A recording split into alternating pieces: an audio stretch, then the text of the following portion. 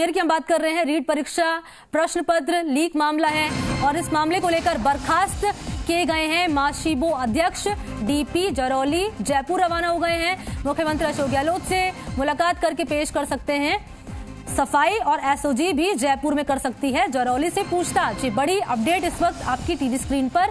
रीट परीक्षा से जुड़ी प्रश्न पत्र लीक मामले से जुड़ी बड़ी अपडेट।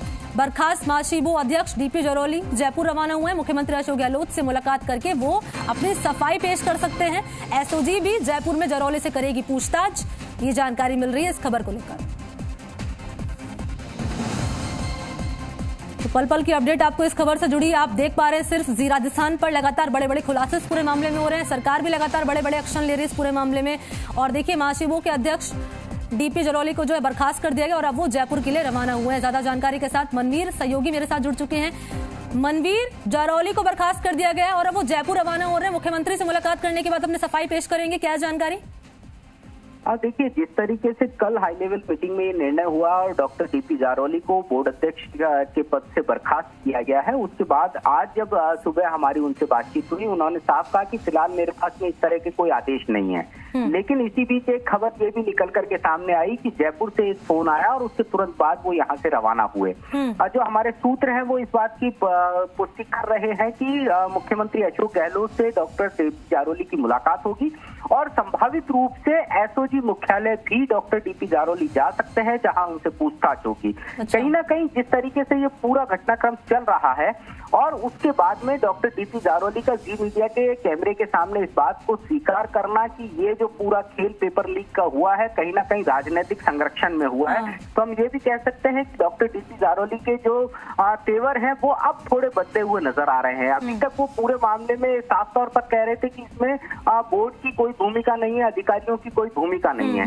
लेकिन राजनीतिक संरक्षण में पेपर लीक होने की बात उनके मुंह से निकलना ये बड़ा संकेत है। हो सकता है कि आने वाले समय के अंदर कुछ बड़े चेहरे और सामने आए जो राजनीति से जुड़े हुए हैं।